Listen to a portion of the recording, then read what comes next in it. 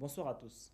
C'est un numéro spécial de l'émission Lecture que je souhaite vous inviter aujourd'hui. Spécial d'abord par son jour de diffusion, spécial également par son contenu. Je voudrais en effet vous emmener à la rencontre d'un homme, d'un prêtre, d'un parcours, d'un destin exceptionnel. Monseigneur Paul Etoga, évêque émérite de Mbalmayo. J'ai écrit ces deux livres pour laisser un mémoire à ceux qui restent après moi, après ma mort. C'est un souvenir de ma vie et c'est aussi un souvenir pour la vie chrétienne. Le texte de son autobiographie publié en novembre 1995 dans une relative discrétion nous offre l'opportunité de nous rapprocher de cet homme dont on nous a parlé si souvent. Premier évêque noir, premier évêque d'Afrique francophone, premier évêque camerounais par-dessus tout. Il est fondateur de diocèse comme d'autres étaient fondateurs d'empires. Le portrait est signé Suzanne Gonlepna. Une demeure propre, vaste et simple. Un octogénaire à l'image de cette concession dont la vie se résume en quelques mots, la foi, le dynamisme et la discrétion. Alors que rien ne prédisposait cet adepte de l'école buissonnaire à une vie épiscopale, même pas ces moments passés auprès des prêtres comme domestique durant son âge tendre, un événement capital va se produire dans la vie du jeune Paul Etoga. À 16 ans, il abandonne le rêve d'entreprendre une carrière de fonctionnaire dactylo pour suivre le Seigneur. Des 13 enfants qu'auront eu ses parents, seul son grand frère, feu abbé Okala Albert, et lui seront les élus de Dieu. Que d'épreuves vaincues, ni la rudesse de la vie religieuse pendant sa formation, ni les affectations dans les régions enclavées, ni les difficultés financières ne vont ébranler cette volonté tenace de servir Dieu et les hommes. Et c'est grâce à son énergie débordante et à sa foi profonde que Monseigneur Paul Etoga va entrer dans l'histoire. Le 30 novembre 1955, il devient le premier évêque noir du Cameroun, le premier évêque noir d'Afrique centrale et le premier évêque noir d'Afrique francophone. La responsabilité est grande et difficile. Le pays vit des troubles politiques. Le nouvel évêque camerounais est accusé de complicité avec les indépendantistes. Une fois de plus, Monseigneur Etoga va s'imposer grâce à son acharnement au travail et grâce à sa fidélité à ses convictions. Mais les voies du Seigneur sont insondables. Une nouvelle mission l'attend, fonder le diocèse de Mbalmayo. Pour Monseigneur Etoga, le rayonnement de ce petit diocèse, comme certains l'appellent, est un défi à relever. Mais une idée le hante depuis longtemps, la formation des prêtres camerounais. Pour réaliser son projet, Monseigneur Etoga retrousse les manches, fait la quête auprès de ses amis italiens et allemands. La moisson est abondante et le séminaire Saint-Paul de Mbalmayo voit le jour. En 1986, ayant atteint l'âge de la retraite, l'évêque de Mbalmayo tire sa révérence aux scènes religieuses. Commence alors une vie faite de discrétion. Discrétion dans la poursuite de l'exercice de son ministère sacerdotal, mais discrétion et dignité aussi face à l'ultime combat qu'il mène depuis plusieurs années contre un diabète récalcitrant. Entouré de sa famille, à 25 mètres du séminaire Saint-Paul, dans un environnement modeste et reposant, le premier évêque camerounais continue tant bien que mal à célébrer des messes dans sa chapelle domestique. Malgré l'âge et la maladie, l'homme plie mais ne rompt pas. Toujours la même force de caractère, les mêmes réflexes d'un intellectuel. Suivre le journal à la télévision ou à la radio, mais surtout garder un bureau avec un coin bibliothèque qu'il fréquente régulièrement. Cette opiniâtreté à l'activité manuelle, intellectuelle et spirituelle lui a valu plusieurs distinctions. Mais aujourd'hui encore, elle lui vaut toujours une admiration de la part de ses cadets et des nombreux jeunes de sa famille. Des jeunes qui raconteront à leur fils autour du feu qu'il était une fois un fils de païen natif de Long, promu premier évêque noir d'Afrique francophone et qui choisit pour armoirie 2 lances, symbole de la force dans le combat, un palmier, signe d'apostolat fructueux, et une souche d'arbre représentant la résistance et la solidité. Malgré de nombreuses entraves, il ne faillit pas à sa mission. Paul Etoga est un personnage d'une épaisseur remarquable. Son sacre, place de l'hippodrome à Yaoundé, le 30 novembre 1955, fut, nous dit-on, un événement majuscule. Le ministère qui a suivi, ministère de pionniers, de précurseurs dans le sacerdoce, de formateurs de prêtres, d'encadreurs du peuple de Dieu, de pasteurs tout court, son épiscopat, puis le long ministère qu'il a exercé, en ont fait un personnage mythique du catholicisme et plus généralement de la chrétienté au Cameroun. Je l'ai connu étant très jeune à travers mes parents. Lorsqu'il a été ordonné en 1955, on nous l'a présenté comme vraiment le premier évêque camerounais. Ce qui m'a marqué chez lui, c'est sa simplicité, sa force de caractère, qui aura été pour l'ensemble des Camerounais un modèle qui aura motivé toutes les autres familles camerounaises à savoir qu'on ne peut pas seulement faire carrière dans la politique ou dans l'administration, que vraiment à travers l'Église, on pouvait aussi s'épanouir et avoir un nom. Je dois dire que Monseigneur Paul Eto'o, c'était un monument historique et je me sens tout petit de pouvoir donner un témoignage sur lui. Nous sommes arrivés au petit séminaire à Balmeyo donc en septembre 68. C'était une période assez difficile. Les conditions de vie étaient très modestes. Mais nous avons pu bénéficier de sa présence, de son soutien. Je me souviens que pratiquement tous les soirs, on pouvait le voir passer parmi nous, s'arrêter pour causer avec un groupe et continuer à dire son chapelet à travers les champs de caféiers qui étaient là tout à côté. Et quand il venait pour nous rendre visite officiellement, c'était des moments d'une grande prédication, du sens qui allait vers une exigence de qualité. Et à cela, nous pouvons dire que le petit séminaire de Balmeyo a vraiment formé des gens de qualité à tous les niveaux. Certains sont devenus prêtres, d'autres sont engagés dans la vie civile, mais le niveau intellectuel, civique, moral était vraiment d'un très haut niveau par rapport au ton que Monseigneur voulait que cette maison puisse avoir. Je l'appelle mon fils, c'est-à-dire mon neveu, et il m'appelle mon oncle, car sa maman de la famille, Madame Kounou, et tous nos frères le considèrent comme leur fils, il est leur fils. Monseigneur est une grande figure qui aura marqué notre famille. C'est un homme qui a su préserver ce qu'on appelle tradition, saine tradition. Monseigneur est pour nous une forte personnalité qui déjà en lui-même constitue un programme. C'est-à-dire les valeurs morales qu'il communique, sa simplicité, même quand les choses sont très graves. Et son espérance, c'est un homme qui communique l'espérance.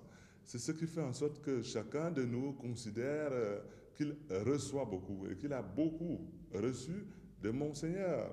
Pas tout simplement en tant qu'évêque, mais en tant qu'homme. Parce qu'il savait rassembler, il sait toujours rassembler, même à son âge. Il sait rassembler tous ceux qui sont autour de lui. Et même accueillir celui qui ne connaît pas. Et c'est le mettre en confiance tout de suite. Passer quelques 15 minutes avec Monseigneur, c'est comme si vous connaissiez depuis. C'est un homme qui brise tout de suite la crispation et qui vous remet en confiance. Comme évêque, quand on l'a détaché pour fonder Balmeyo, j'ai dit bien fondé, c'était en 1961, il n'y avait rien dans Balmeyo. Et à l'entendre, il n'a rencontré que des dettes. Cela ne l'a pas découragé du tout, au contraire, il s'est mis au travail en disant Dieu pourvoira à tout. Et dans sa vie, on sent toujours que son point d'appui principal, c'est le Seigneur. Il n'a pas d'argent, tant pis, le Seigneur il pourvoira. Si on voulait vraiment parler argent en tant que tel, il n'aurait jamais bâti le séminaire. Il a dit tant pis, je vais commencer. Il a commencé, ça a continué et le séminaire est là. Et nous avons déjà des prêtres issus de ce séminaire. Ce qui m'a le plus marqué chez lui, c'est cette foi. J'ai pu le rencontrer parce qu'il était camarade de promotion de l'oncle de ma mère, l'abbé Kouma Mathias.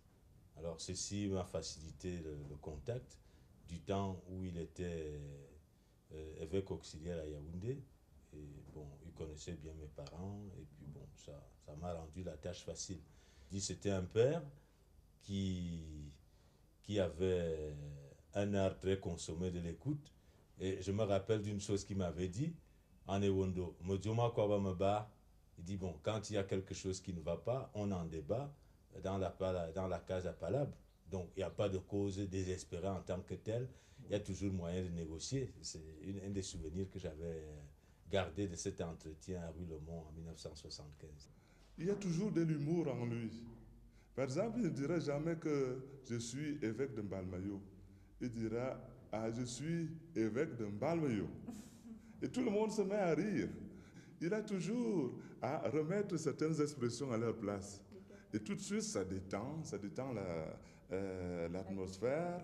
Et c'est toute sa vie qui est comme ça, c'est-à-dire un homme très profond, mais dans ses apparences, un homme très jovial, même dans la difficulté, au moment où tout semble aller mal, c'est toujours lui qui défie la difficulté et qui nous présente un autre aspect des choses. Monseigneur se résumerait dans sa vie intime, c'est-à-dire dans son acception, dans sa façon de s'exprimer, comme un homme qui réussit toujours à ridiculiser la difficulté et à présenter une situation beaucoup plus sereine et beaucoup plus vivable. Son grand souci d'avoir des prêtres a failli lui faire des folies. Il suffit de regarder le séminaire Saint-Paul, n'est-ce pas? C'est une grande bâtisse qui lui tenait à cœur, non pas en tant que bâtisse, mais du fait que lors d'un de ses voyages en France ou en Europe durant le concile, il y a un évêque qui lui avait dit « Faites vos prêtres vous-même ». Et aucun évêque ne peut vous donner un de ses meilleurs prêtres. Alors je sens qu'il a bien retenu ça et la façon dont il se débattait pour avoir ce prêtre à lui l'a montré. Je ne peux pas le cacher, je suis un de ces prêtres qu'il a ordonné. Monseigneur Graffin a créé dans le diocèse de Mbalmayo et y a envoyé son évêque auxiliaire, qui était justement Monseigneur Paul Etora. Mbalmayo n'était pas un diocèse, c'était une partie du diocèse de l'archidiocèse de Yaoundé. Donc Monseigneur y allait en pionnier. Et à ce titre, vous pouvez vous imaginer, ce n'était pas facile. Aucune structure n'a été préparée pour accueillir un diocèse. Il a fallu donc y croire et se mettre au travail. C'était ce premier évêque camerounais qui fondait un diocèse. Et à cette époque, je pense que les moyens financiers et humains devaient certainement être difficiles à trouver. Mais ce que nous avons pu voir, c'est que Monseigneur Paul Etora a pris ce travail à cœur.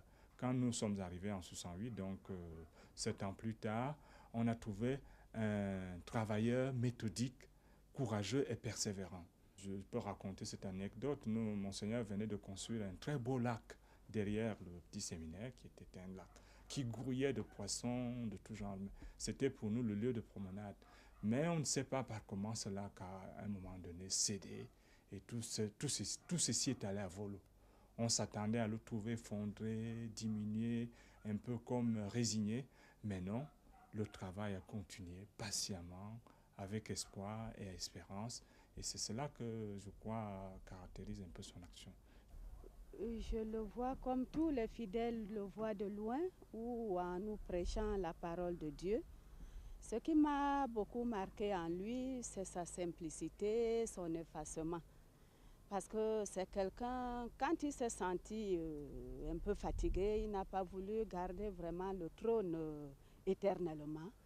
Il s'est trouvé un jeune, un coadjuteur pour qu'il continue à nous évangéliser. C'est ça qui m'a beaucoup marqué en lui. Et pourtant, il est encore debout, malgré qu'il marche avec une canne. Mais sa simplicité, il a ressenti cela et il s'est retiré. Moi, je suis né quand il venait d'être nommé évêque, le premier évêque du Cameroun, donc j'ai presque l'âge de son épiscopat. J'ai voulu lui ressembler, c'est pour cela d'ailleurs que je suis allé au séminaire. il n'y a pas que lui, il y a lui et ses cousins, il y a Monseigneur Kounou qui est mort, il y a l'abbé Okala, son grand frère Albert Okala qui est mort également. Mais nous sommes nombreux tout autour qui le suivons dans la voie qu'il a choisie.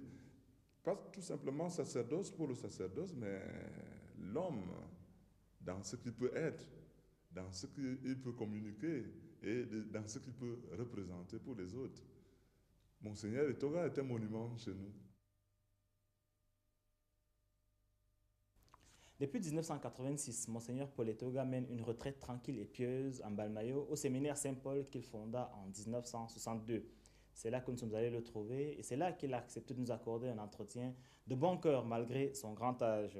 Dans l'interview qui va suivre et que je vous invite à écouter attentivement, il confie à Emmanuel Mbédé les raisons de son attitude, de son écriture aussi. Il dit pourquoi pour lui il était important de commettre ces lignes de sa vie. J'ai écrit ces 2 livres pour laisser un mémoire à ceux qui restent après moi, après ma mort. C'est un souvenir de ma vie et c'est aussi un souvenir pour la vie chrétienne. Puisque nous sommes chrétiens, j'ai pensé laisser ce petit mémoire sur la vie de Christ, sur la vie chrétienne. Je crois que c'est important pour ceux qui veulent vivre chrétiennement d'avoir quelques éléments sur la vie de Christ et pour le suivre. Non pas seulement pour lire, mais pour imiter la vie du Christ. Oui, Monseigneur, est-ce que vous pouvez nous dire comment vous avez travaillé pour écrire ces 2 livres? Ils vous ont pris combien de temps et vous avez commencé à les écrire quand et comment vous travaillez? J'ai commencé depuis que j'ai donné ma démission comme évêque de Balmayo. Ça fait déjà à peu près 10 ans. 10 ans, effectivement.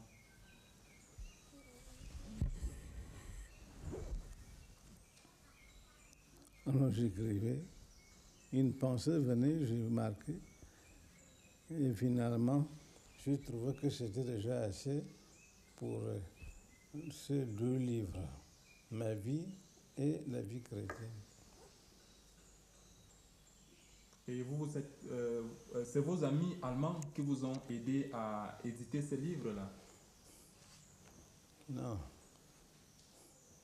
Les Allemands m'ont aidé pour l'imprimature. S'ils n'avaient pas donné leur secours, je n'aurais pas pu faire des livres sans argent, on ne peut rien faire. Et donc, pour ma vie, ce sont les Allemands, la vie chrétienne, ce sont des Italiens qui m'ont aidé aussi. Ce sont des prêtres allemands et italiens? Oui, oui. Qui sont vos amis que vous connaissez depuis? Oh, vous êtes amis. Amis, oui. Moi, je n'ai pas d'amis, j'ai des connaissances. Ce sont mes connaissances qui m'ont aidé à éditer ces 2 livres. Dans votre autobiographie, vous parlez, vous racontez tout votre parcours, de votre naissance, les origines de votre famille, jusqu'à ce que vous considérez comme les douleurs et les consolations que vous avez eues. Comment vous avez fait pour sélectionner les parties que vous devriez traiter dans ces livres-là? Comment choisir? Quand on a une histoire, vous racontez cette histoire, ça sort comme de soi-même. Comment j'ai fait pour à un certain moment, quand vous parlez par exemple de votre sacre, vous n'en parlez pas beaucoup. Vous dites juste quelques mots sur votre sacre. Vous ne développez pas. Pourquoi vous n'avez pas voulu raconter plus sur par exemple, votre sacre ou sur votre ordination? Vous parlez plus des autres aspects, mais quand c'est pour parler de vous-même, vous vous abstenez. Il vaut mieux que vous-même vous parliez de moi que de moi à vous.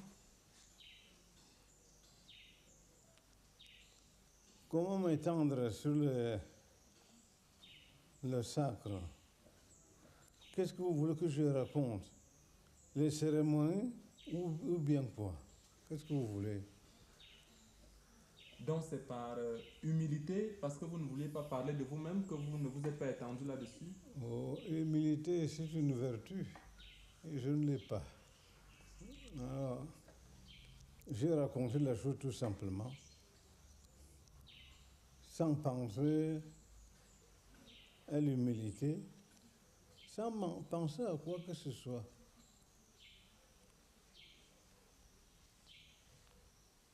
Monseigneur, on constate également que lorsque vous arrivez sur un chapitre particulièrement douloureux, l'assassinat de Monseigneur Kounou et de l'abbé Materne, vous ne dites rien là-dessus et vous préférez reproduire un article de Cameroun Tribune.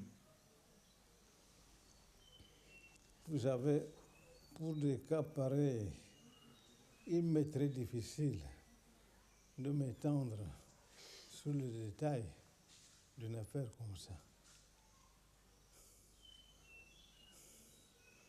Je n'ai pas voulu écrire ou décrire cet assassinat. Tout le monde l'a appris et ce n'était pas la peine que je m'étende. D'abord, sans connaître ceux qui ont fait la chose, je ne les connais pas. M'étendre à décrire comment ça s'est passé, je ne peux pas. Ce jour-là, c'était le jour de son anniversaire. Et moi, personnellement, j'avais été l'accompagner dans une conférence des évêques. Nous étions rentrés le 29. Moi, j'étais curé à Mangamo, une paroisse de Brousse. Je lui ai dit, mon soeur, moi, je rentre dans la paroisse. Il dit, mais non, demain, c'est mon anniversaire. Il faut quand même que vous m'entouriez avec les autres prêtres. J'ai acquiescé. Je me suis dit, bon, il n'y a pas de raison de s'alarmer. Finalement, je suis resté. Mais voilà que le soir, assez tard dans la nuit, on vient m'annoncer le décès d'une de mes chrétiennes qu'il fallait aller enterrer. J'y étais, voulant rentrer de grand matin. Effectivement, je n'ai pas pu rentrer assez tôt de grand matin. Je suis arrivé à Mbalmayo. La messe était déjà commencée, la messe d'anniversaire. Nous ne voulons pas aller déranger au cours de la messe.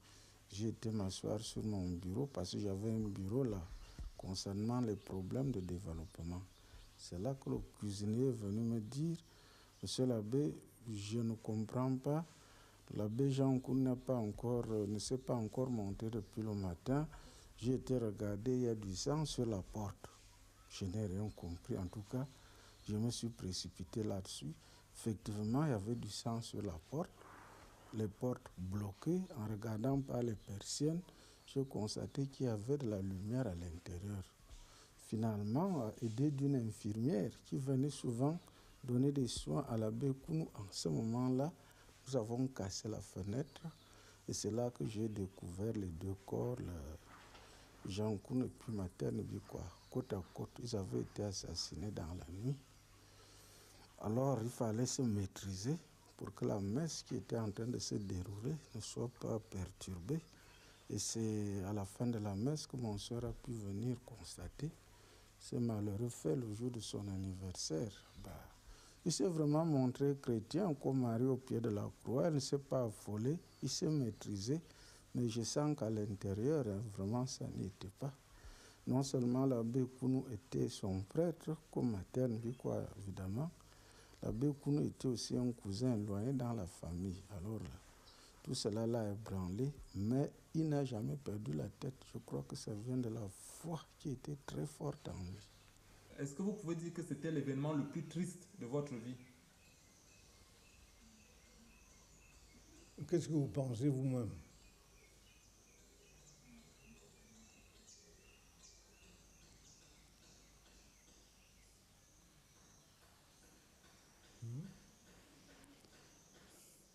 Il arrive une chose qui arrive comme ça, votre oncle et puis votre prêtre. Mais quel sentiment voulez-vous que j'ai en ce temps-là?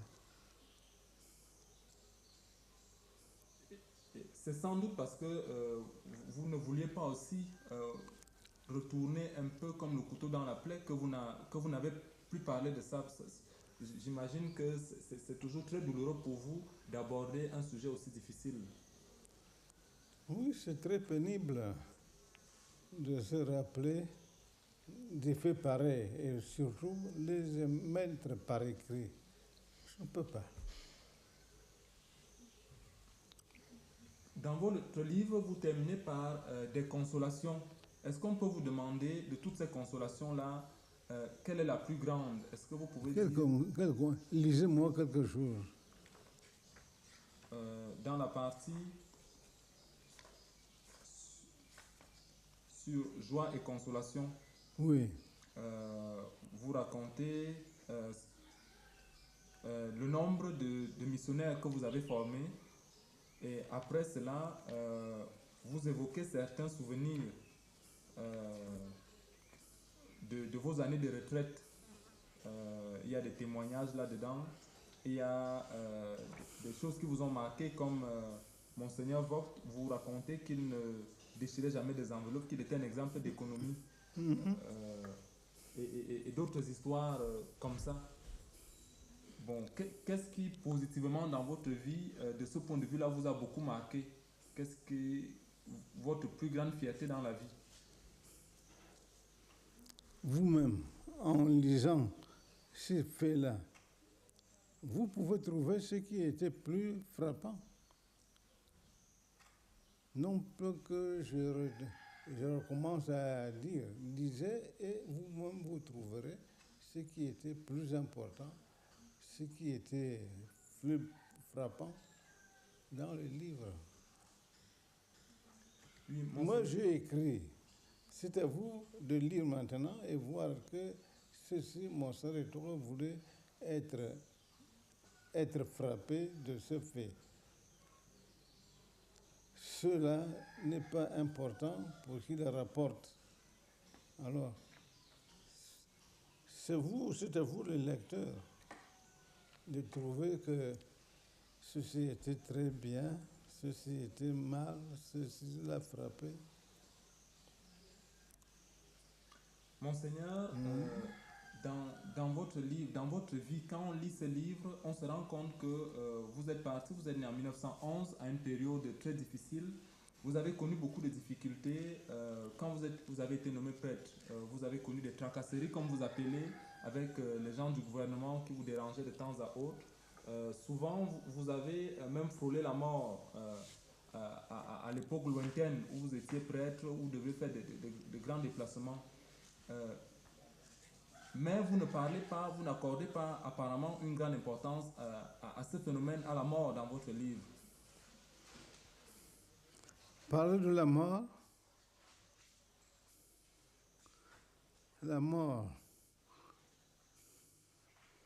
vous voulez que je m'étende sur la mort ou bien les effets de la mort? Comment vous appréhendez cela? Parce que dans votre livre, vous choisissez d'ignorer la mort, alors que pendant tout votre cheminement, elle a été présente. Est-ce que pour vous, est-ce qu'elle a marqué votre vie? Est-ce que vous pensez à elle? Est-ce qu'elle a influencé votre façon de vivre? La crainte de la mort. C'est comme je vous ai dit tout à l'heure, que c'est à vous, le lecteur, qui lisez le livre, qui voyez que mon frère Toga passe sur la mort, comme la mort était une simple chose. Je sais que la mort notre passage de la vie terrestre à la vie d'avenir, la vie éternelle. Pourquoi m'étendre à parler d'une chose que le bon Dieu a arrangée comme il a voulu? Moi, je ne peux pas. Si je m'étais mis à écrire sur la mort, ce serait autre chose. Moi, je ne fais que raconter en passant sur la mort.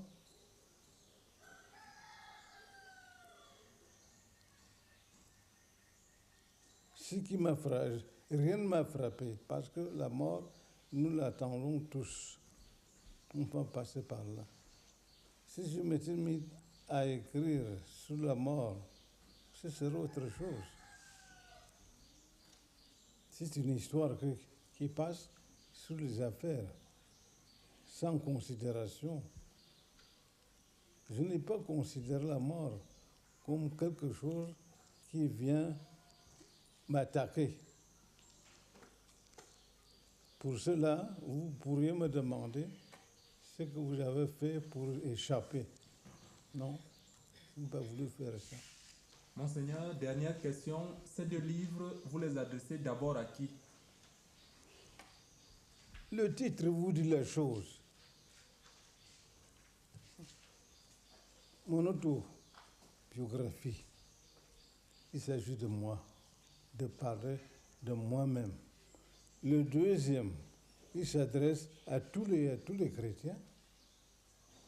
Vous me demandez à qui vous vous adressez, vous? À qui?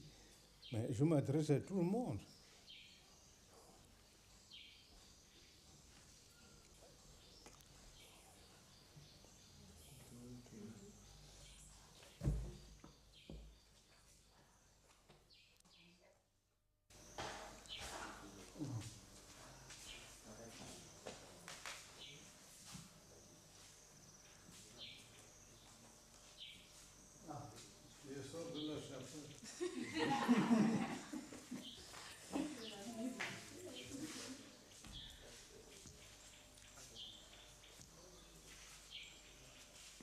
Le livre de Paul Etoga par ceux qui l'ont lu. Nous avons interrogé quelques personnes sur cette initiative, sur son contenu, sur le ton de l'écrivain.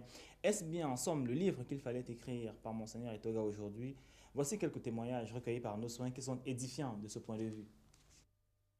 En lisant cet ouvrage, moi j'ai reconnu l'homme. C'est un homme de foi. C'est un homme, comme vous l'avez dit, qui est très simple et qui est très direct. Ce qu'il dit, il le dit sans artifice, et je crois que je mettrais plutôt ça dans l'ordre du témoignage. Il nous aide à voir ses premiers pas, enfin, déjà dans la formation, au petit séminaire, au grand séminaire, ses premières expériences comme prêtre en zone généralement rurale, les petites difficultés de compréhension ou même comment je peux dire, de divergences par rapport à ses confrères qui étaient majoritairement religieux et spiritains. Mais enfin, bon, je peux dire, c'était un mal nécessaire, mais vu par lui, dit par lui, c'est pas catastrophique. Et puis bon, en homme de paix qu'il est, bon, il sait toujours tirer le meilleur parti des situations qu'il évoque. Moi, je suis resté très accroché sur cette détermination et ce sens du devoir qui le maintient debout et qui le permet de passer à l'étape suivante sans se laisser abattre par les événements. En lisant le livre, je n'ai vu que la confirmation de ce que je croyais savoir et qui s'est avéré vrai dans les faits. Autrement, je n'ai remarqué aucun élément nouveau, sinon que je l'ai davantage découvert en profondeur. Ce qu'il manifestait extérieurement, c'était vraiment ce qu'il vivait également à l'intérieur, comme prêtre et surtout comme évêque. Dans mon ouvrage là, je le cite comme témoin et je m'appuie sur ce qu'il dit comme quelqu'un qui a été aux premières loges des difficultés et des premières joies d'un pays neuf, d'une église qui fait ses premiers pas d'autonomie. Et je pense que son expérience s'étant centrée dans l'ancien Nyon Esanaga, et lui-même étant un peu un ancien qui est riche de sagesse, je peux dire que c'est une plaque tournante qu'on ne saurait éviter. J'y reviens toujours pour comprendre un peu avec sa sensibilité, avec son âge, avec son expérience, ce qu'il en coûte de recevoir l'évangile et de pouvoir le réexprimer pour l'homme qui vit à Yaoundé, en brousse ou en campagne. Nous devons le remercier pour l'avoir fait, pour avoir mis par écrit une histoire qui ne ressemble à aucune autre. Et je pense que la génération que nous sommes et celle qui viendra pour nous trouvera certainement là un document d'abord historique, un document d'un témoin qui traverse tout le siècle et qui peut nous dire avec fiabilité tout ce qui a caractérisé les débuts de l'Église dans ce pays et même l'histoire socio-politique de ce pays. Et en outre, au-delà donc de ça, je crois qu'il nous raconte l'itinéraire pastoral d'un Africain, d'un prêtre diocésain qui est arrivé à la dignité épiscopale et qui a su mener cela avec foi et beaucoup de méthode. Monseigneur nous laisse là, dans ce document, des exemples fort importants pour tous ceux qui veulent connaître l'Église du Cameroun, ses débuts, ses difficultés et apprécier au mieux les réalisations actuelles. C'est aussi important pour tous les pasteurs, car aujourd'hui encore, on peut dire que l'histoire semble recommencer. L'annonce de la mission va devoir se faire dans un contexte de plus en plus difficile. Et l'on a tendance à se décourager en se disant il manque de moyens, il manque des hommes, il manque beaucoup de choses pour réussir la mission. Mais justement, le livre de Monseigneur vient à propos pour nous montrer que de son temps, c'était encore plus difficile. Alors les jeunes générations, prêtres, laïcs et autres personnes qui veulent s'engager dans l'œuvre de l'évangélisation, devront trouver là un exemple de persévérance, de courage apostolique et je crois de joie à travailler pour l'annonce de l'évangile dans un contexte difficile.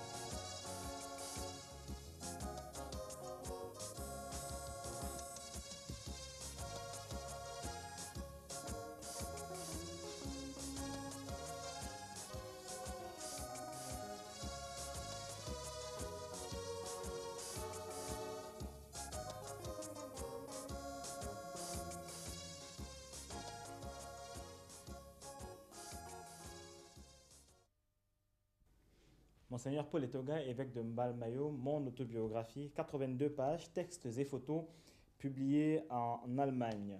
Pour terminer cette émission, je vous invite à découvrir quelques pages, textes et dessins également. C'est signé Angelbert Mveng et ça ne pouvait pas mieux tomber pour au moins deux raisons. La première, c'est qu'il faut savoir qu'à l'occasion du 25e anniversaire du sacre de Monseigneur Paul Etoga à Mbalmayo, le mélite de ce jour-là avait été prononcé avec une puissance par Angelbert Mveng que nous regrettons aujourd'hui. Et la deuxième raison, c'est que, comme vous le voyez, nous achevons la semaine sainte et il était opportun effectivement de voir le chemin de croix d'Angelbert Mveng qui publie ici Si quelqu'un...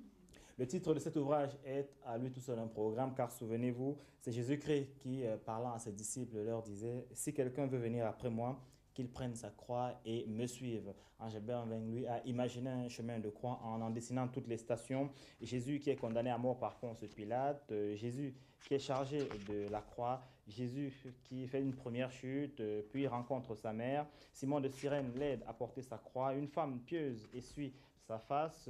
Jésus tombe une deuxième fois.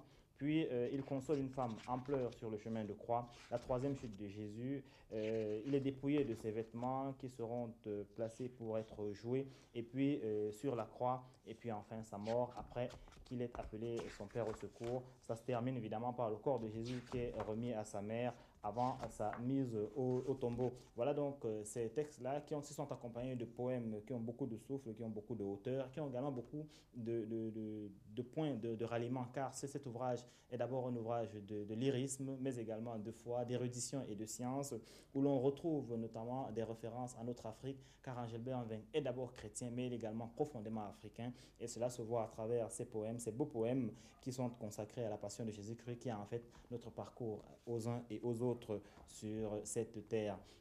Que je vous conseille également, si vous le voulez bien, la lecture de L'Église est-elle nécessaire? L'ouvrage est de Paul Niaga, c'est un prêtre du diocèse de Douala. Il est préfacé par Christian Toumé qui en a donné l'imprimature. Il pose la question du statut de l'Église comme institution aujourd'hui. Est-ce que le salut des hommes passe nécessairement par le truchement d'une Église? Certains pensent que non, que leur rapport avec Dieu peut être direct, sans médiation aucune. D'autres pensent qu'il faut absolument passer par l'Église, qui est, comme vous le savez, le chemin, la vérité et la vie, selon la Bible. Le débat est engagé, en tout cas. Ce livre est édifiant de ce point de vue. Achille Mbalaki, que nous avons vu au cours de ce programme, vous propose La pastorale dans une ville d'Afrique. La pastorale dans une ville d'Afrique. L'ouvrage est sorti en fin 1995. Il est le fruit d'une expérience d'homme de terrain, mais également d'un théoricien de la parole de Dieu, si on ose dire, qui montre, sur la base, n'est-ce pas, de sa propre expérience de pasteur, comment aborder les communautés religieuses en zone urbaine. Voilà le menu que nous avions pour vous pour ce numéro de lecture. Je vous remercie de votre aimable attention.